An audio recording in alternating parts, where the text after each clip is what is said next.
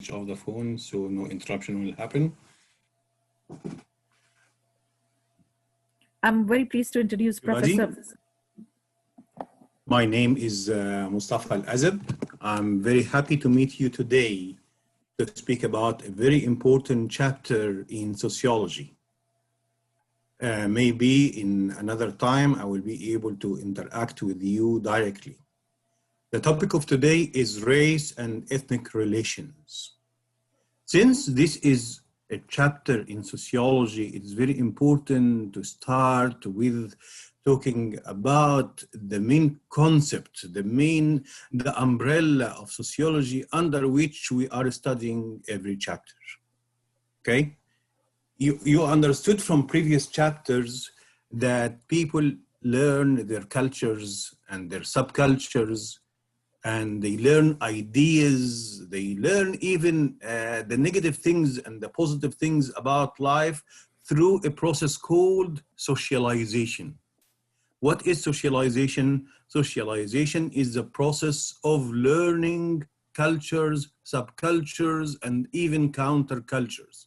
It is the process through which we individuals are learning from the society whatever kind of ideas, prejudices, stereotypes. They learn the values, they learn the norms, the roles in the society, the differences between the perceived differences. We are not talking about real differences, they learn the perceived differences between people, okay? So this is socialization. Through socialization, people learn from their parents, from their school, from their peer groups, from the media, from religious institutions, from workplaces, from different organizations that we call agents of socialization. They learn from those agents of socialization many ideas which make up their mind and make up their personality. Okay, so this is very important to start with before talking in detail about race and ethnic relationships. Okay, clear? I hope everything is clear, and maybe you can find a way through the college to send me whatever questions that you need to send. Okay.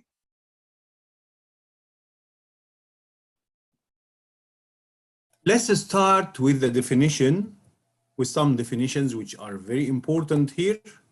The definition of race. Is race something biological? People think that it is something biological. Okay?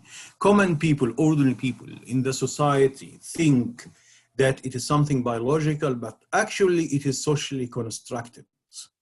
It is very hard and nearly impossible to know the biological race of human beings who are living in the society now, because they have lived for thousands of years, and there were tremendous intermarriages between people from different biological races, and they were all mixed up.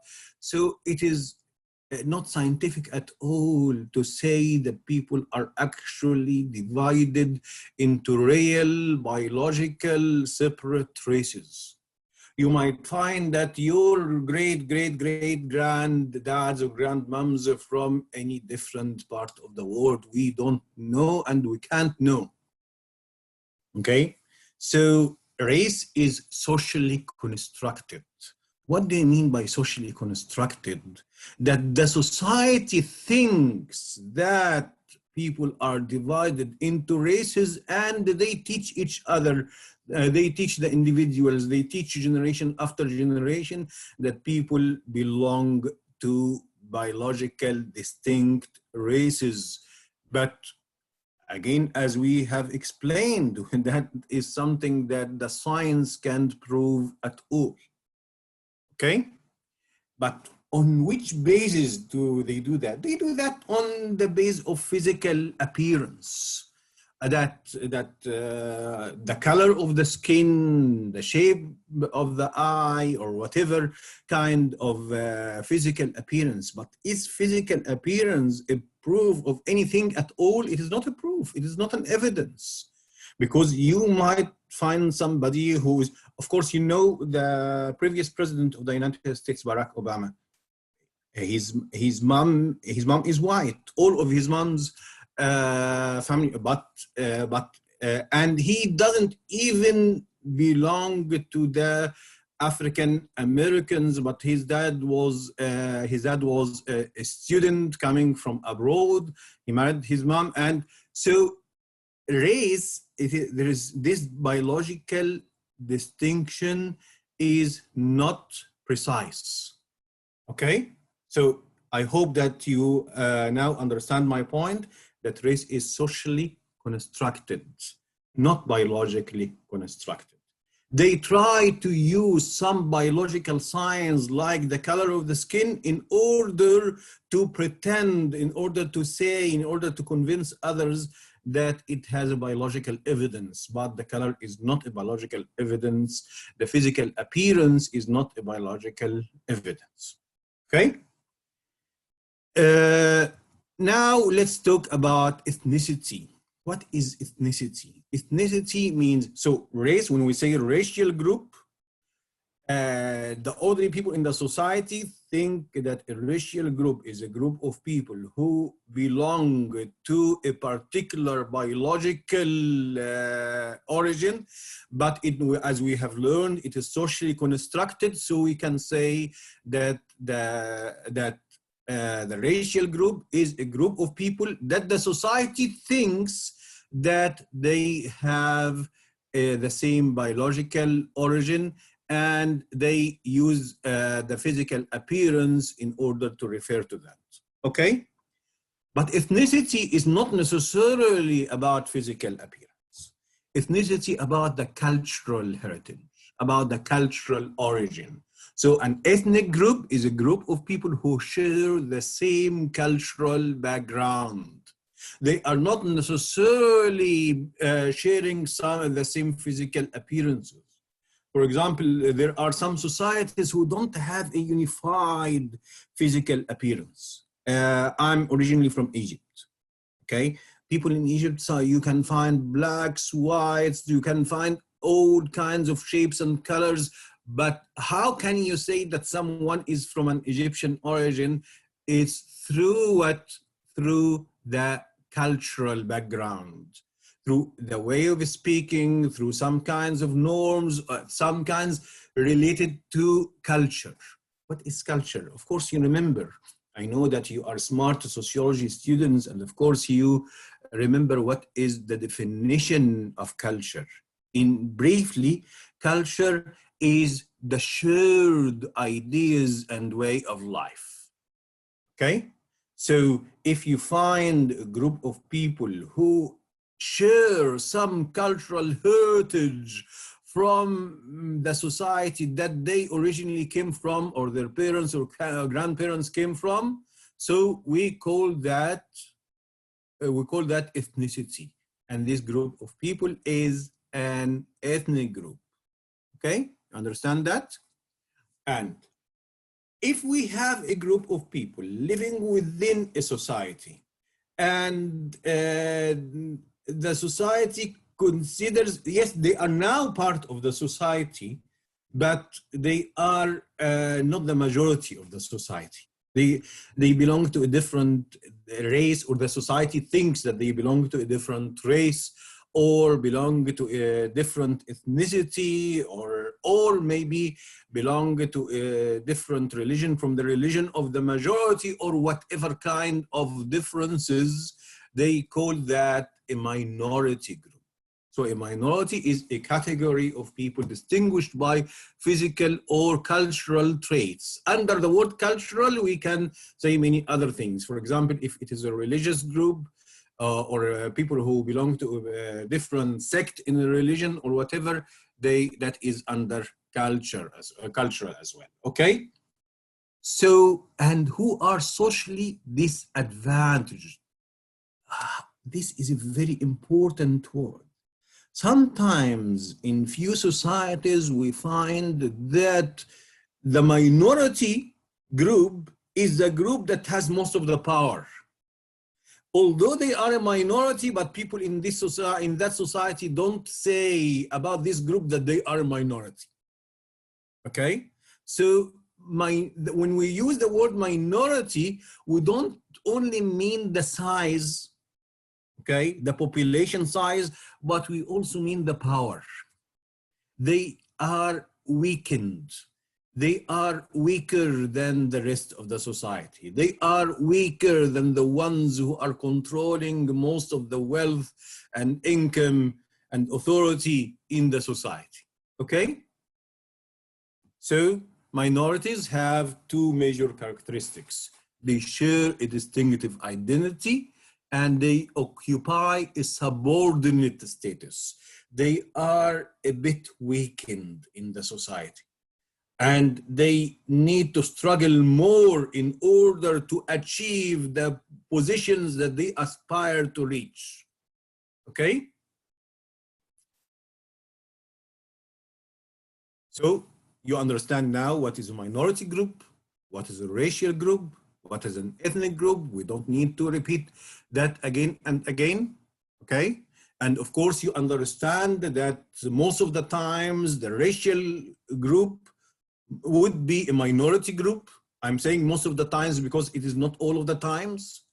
Sometimes we will find that a particular racial group is not considered a minority group, although they are minority in terms of size, but because they are the ones who are controlling the society, like the case in South Africa, for example, at the times of the European dominance in South Africa, that now at that time, okay, at the time of racial segregation in South Africa, the whites were a minority over there, but they were controlling the society. So they were a minority in terms of size, but they had the majority of the power, okay?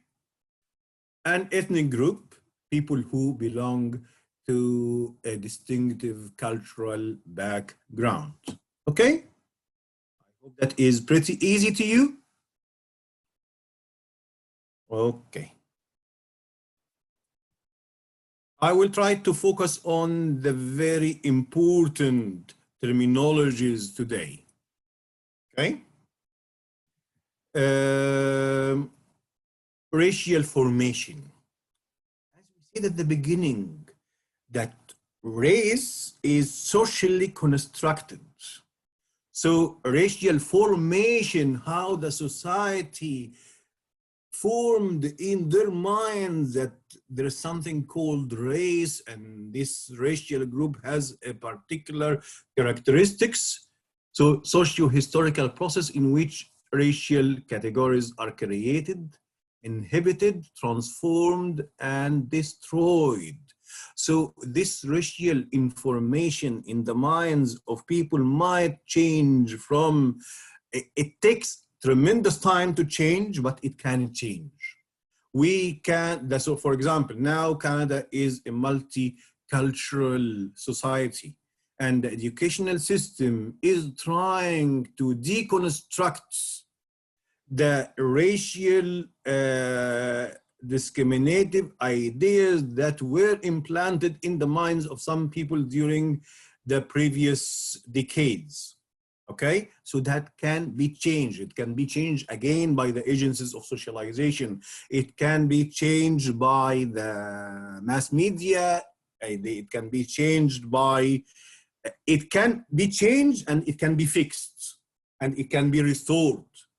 Okay, so it can be changed by the family, by the mass media, by the educational institutions, schools and universities and colleges. Okay. Social construction of race is the process by which people come to define a group as a race based on physical characteristics as the color, for example. Okay?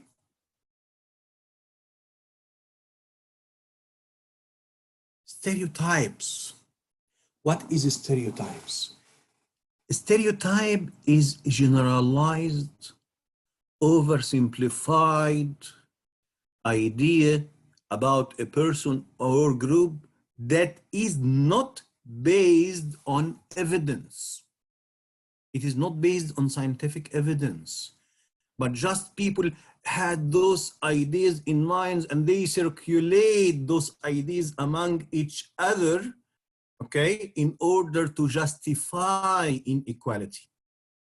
If you notice that sometimes I use definitions which are a bit not identical with the definitions in front of you in the screen. Why I'm doing that?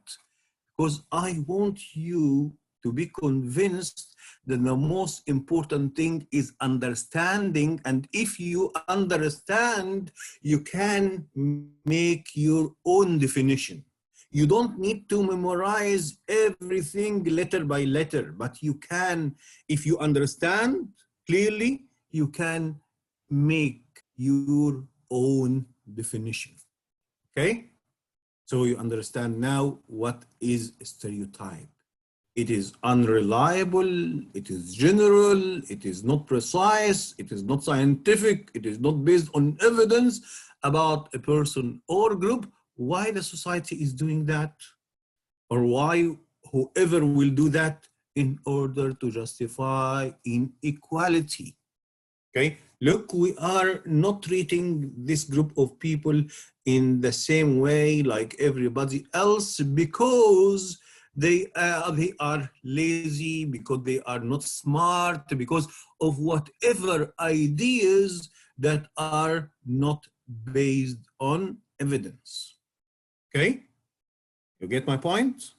Okay, and those stereotypes were used too many times in history in order to justify colonialism, in order to justify imperialism, in order to justify the occupation of other people, in order to justify slavery, in order to justify inequality in many places.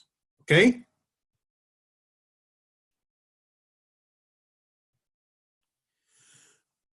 Multiple identities, of course, this is very easy to understand. You know that every person in the world has many identities at the same time. You belong to a particular family, you belong to a particular ethnic group, you belong to a particular neighborhood, and so on. Okay.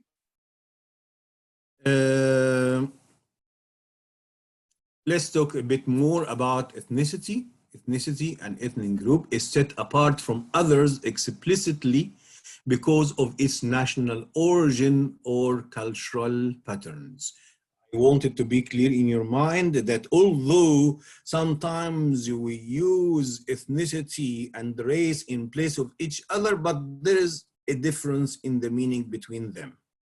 Okay, so ethnicity refers to the cultural background. We keep saying that again and again because it's pretty important. Okay, while race belongs to the physical appearance, which the society says that it refers to a biological racial difference.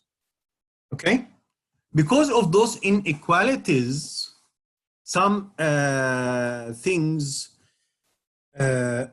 happened in different societies which led to those inequalities.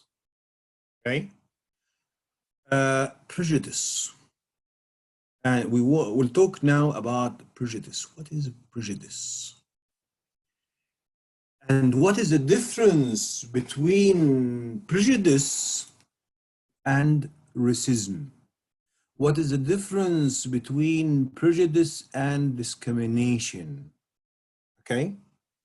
Prejudice is when you dislike, when you irrationally dislike a person, not because there's anything you don't like about this person in particular, but because this person belongs to a particular racial or ethnic group that you don't like, or your society doesn't like, or your family doesn't like, or your group doesn't like, okay? It is irrational because it is not based on evidence.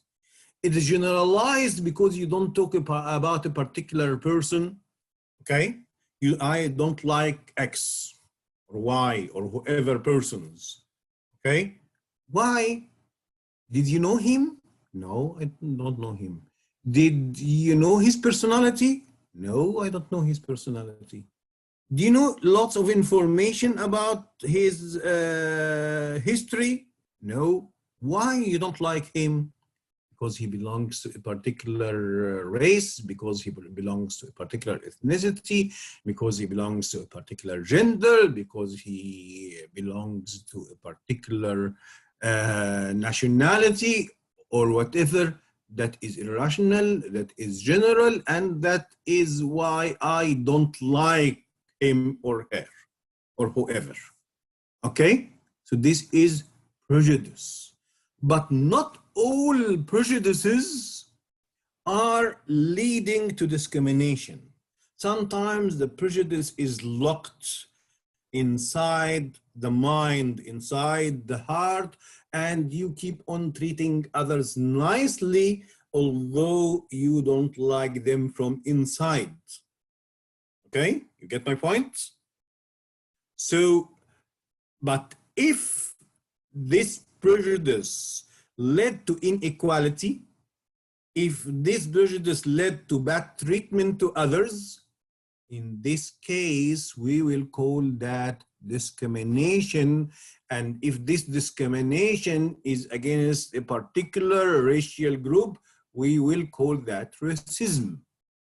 Okay? And we did stereotypes a while ago, and you know that it is exaggerated, and you know that these stereotypes usually has no scientific evidence, and it leads to negative ideas about persons or groups, and it leads to this prejudice that we have just talked about. Okay? Racism refers to the belief that one racial group is superior or inferior to another. When you believe that this group of people who belong to a particular color or physical appearance, they are more intelligent or less intelligent, or when you think, of course, usually this thinking is negative thinking, okay? So when you say that this group of people is inferior, okay, and my group is superior, this group, just because they look differently, they are less smart, but my group is smarter.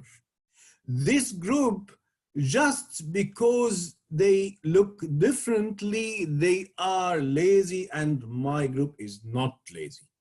Okay? So that is called racism. You don't have any scientific proof, okay? And that being smart or not smart, being lazy or not lazy, being hardworking or not hardworking, it all depends on the socialization of the individual. It doesn't depend on the physical appearance. Okay? If I raise up my child to be hardworking, and the other agencies of socialization help me in raising the child to be hardworking, he will be hardworking. Okay? But regardless of which race or ethnicity he belongs to. Okay? So does race affect intelligence? Let's talk about those theories of prejudice. Okay? Of course, we understand, no, it doesn't affect intelligence, but some societies invented some ways to justify inequality, as we said a while ago. Scapegoat theory holds that prejudice results from frustration among people who are themselves disadvantaged. For example, if I find that I'm disadvantaged because I'm trying to find a job and it is hard for me to find a job, and I have some social challenges, so I try to blame somebody for my sufferings. I say, yeah, they are the immigrants who come to my country and take the jobs away from me. So I will blame them for my own problems. Okay? You get my point? So that is called scapegoating. So scapegoating, when you blame somebody for something he or she didn't do, okay, to just to get relieved because of some challenges that you personally have.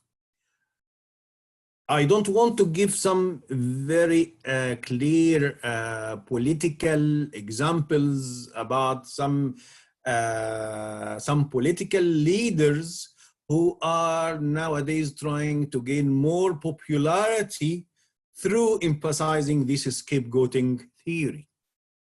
Okay? A scapegoat is a person or category of people typically with little power, whom unfairly blame for their own troubles. Okay? So because this person is weak, I'm scapegoating her or him, okay?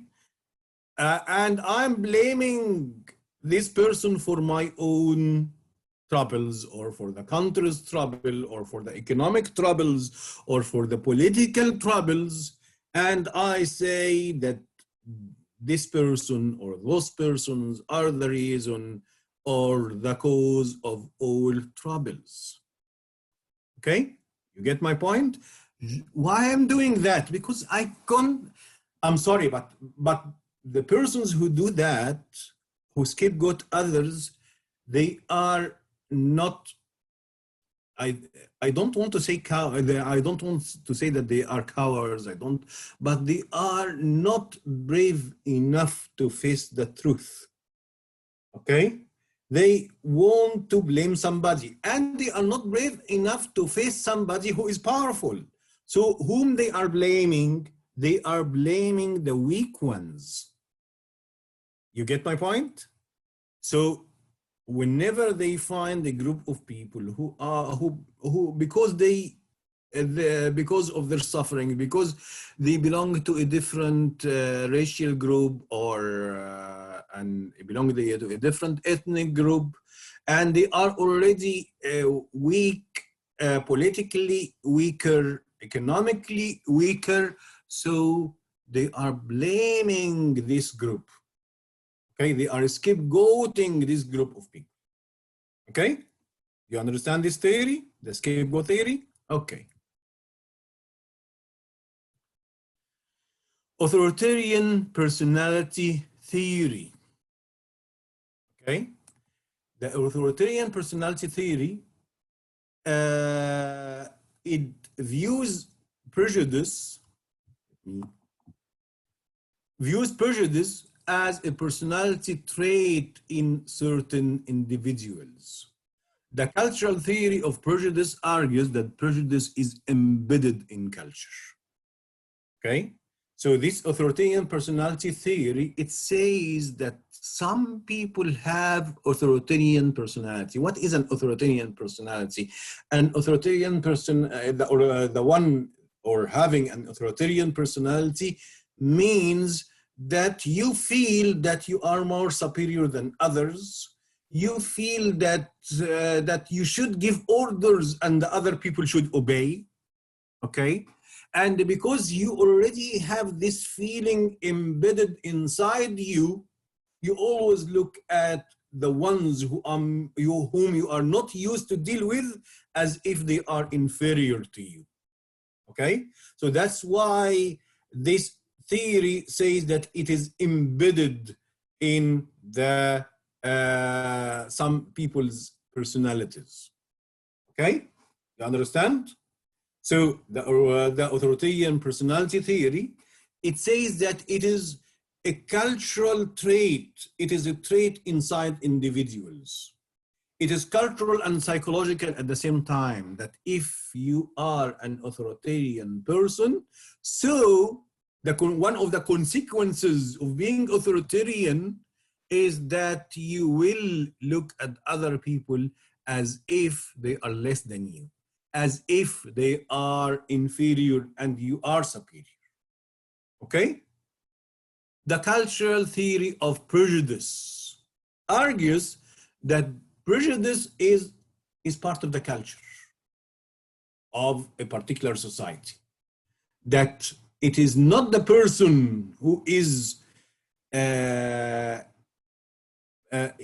adopting prejudiced ideas against other people, but it is the society itself which is socializing the person to adopt those negative ideas about people. Okay, so this is called the cultural theory of prejudice. Okay, what are sociological theories in general? They are theories that try to explain why societies are doing a particular behavior, why people are doing a particular behavior, why people are adopting a particular ideas.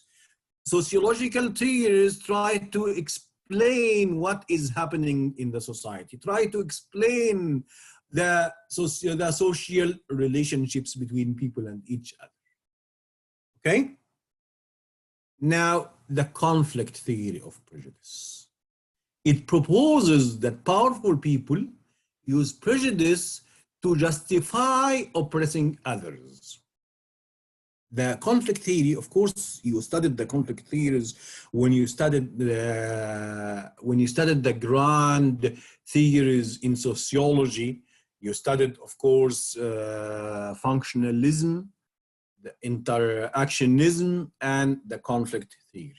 The basic idea of the conflict theory, that the society is divided into powerful people who own the means of production and oppressed, weakened people, the proletariat, who don't own the means of production and who are being exploited. Okay? At the age of colonialism and post-colonialism, those ones who are being oppressed and exploited, usually they belonged to different racial origins, to different ethnic origins, okay? And that doesn't mean that the other ones are not oppressed, but the ones who belong to racial and ethnic minorities suffered from more oppression, okay?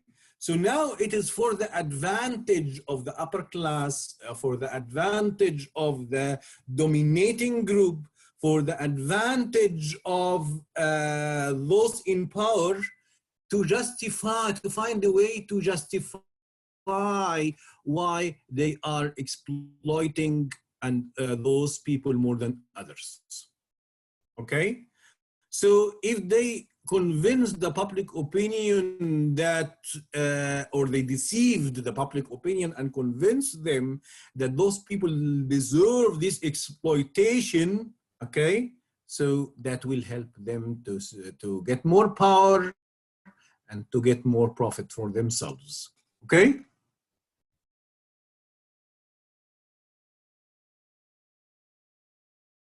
We talked about the authoritarian personality, discrimination.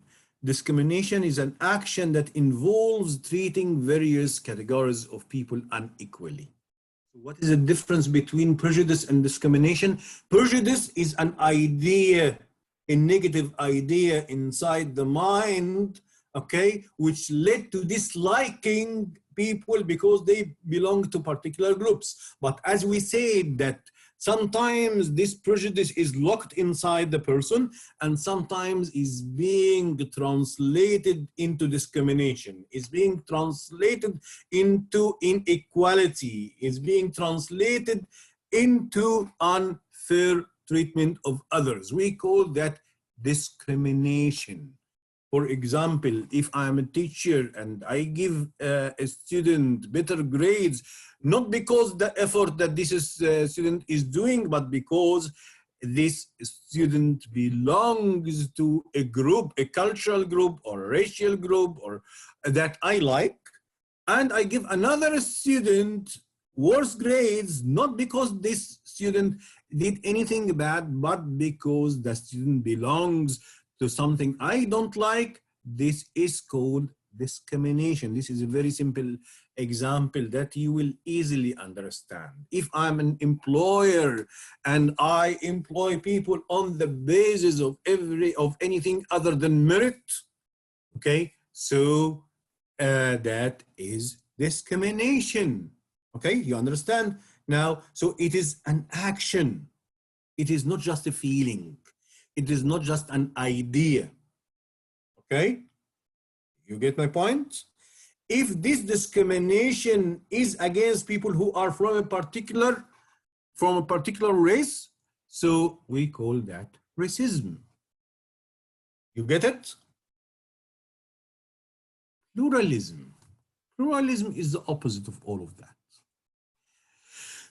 Pluralism means that you are adopting what we call cultural relativism rather than cultural ethnocentrism. Cultural ethnocentrism is when you think that your culture is superior and you look down on all other cultures, okay? But cultural relativism is when you think that what is not good for you you will understand others, you will respect others. What you are not used to might be part of the culture of anybody else and you should respect that, okay? Pluralism is mutual respect for one another's culture among the various groups in a society and other societies as well, which allows minorities to express their own cultures without experiencing prejudice, okay? In some countries, pluralism is more of an ideal. People believe in that, but when it comes to implementation, sometimes is not a reality. But again, we don't want to generalize. Even a country like US is a very huge country, and to which extent there is pluralism might be different from one state to another and even from one neighborhood to another. We don't want to generalize, and we don't want also to create stereotypes in our minds. Okay? In Canada, there is a good deal nowadays. There is a good deal of pluralism. In the past decades, maybe there was less pluralism, okay? And hopefully in the future, there will be more pluralism, okay? The melting pot. What is the melting pot? You know what is the pot that you put on the stove to cook food, and you put different ingredients with each other until they will become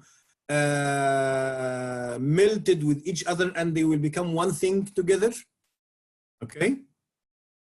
This is a melting pot.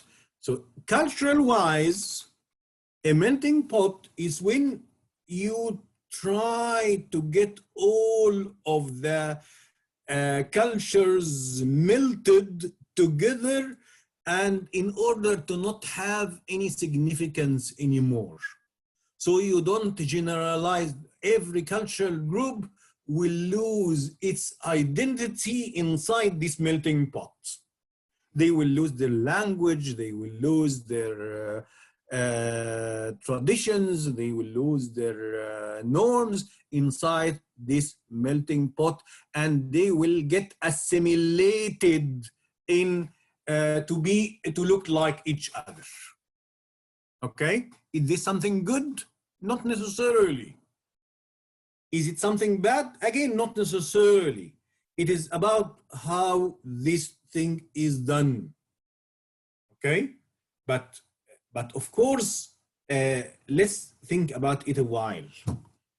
In order to live together, we don't have to give up our culture. We don't have to give up our religion. We don't have to give up our language. Yes, we can speak with each other in English, but at the same time, we can be bilingual, we can be multilingual, okay? You can maintain your own culture, and it is your right to do that. No authority has the right to deprive any group from its original culture, okay? So what is much better than a melting pot is what is multiculturalism, okay? Multiculturalism is much, much better. Why multiculturalism? People will live with each other. They will share some cultural aspects, but at the same time, they will keep their identities, their cultural identities. So they will stay proud and practicing their cultural behavior and ideas and religion and language, and okay? But at the same time, they will appreciate each other. They will respect each other, okay? They will not discriminate against each other, okay? And they will be polite and decent towards each other, okay? But of course, you know that the people who adopt negative ideas about other cultures don't like this multiculturalism. Okay? Get the point? Okay. Patterns of interaction. Segregation, assimilation. Okay? Segregation refers to the physical and social separation of categories of people. It may be voluntary, but is usually imposed. And that was practiced sometimes in some countries and at some historical periods. Okay, and I have given an example a while ago of South Africa when there was forced segregation, okay, and they were forcing the natives of the country. Of course, the blacks are natives of the country over there, and they were forced to not live in the neighborhoods of the whites and go to the schools of the whites, and okay, and to just live in different places. Okay, and of course, those places were not as good as the places in which the whites who originally came from Europe were living. Okay, and that was imposed. And sometimes it happens voluntarily because the weak groups don't want to suffer from daily bad treatment, so they choose to live away. And again, this is, of course, this is not good. And that doesn't mean that it is really voluntary, but it is a kind of escaping from problems. Okay? Assimilation. Assimilation is when people melt together until they become one culture. Okay? And usually, who is the one who gets melted and loses her or his culture is the weaker, okay? So assimilation, for example, you are going to, you immigrated to a new society, and gradually you lose your original culture, you lose your original religion, you lose your original language, you lose your original values and norms, and you try to just become a copy of the dominant culture. This is called assimilation. Again, it might happen voluntarily in this way, and sometimes it was forced. Okay, sometimes it was forced when I'm the group who is in authority, and I try to force the newer ones to behave in the same way as I want them to behave, to speak in the same language that I want them to speak, to do whatever I want them to do. So I force a new culture on them until they get assimilated by force. Sometimes I use power to do that. Sometimes I use policies to do that. Okay. But at the end, the target is to get them assimilated. Okay. It is the process by which minorities gradually adopt patterns of the dominant culture. Okay? Racial traits can diminish over time only through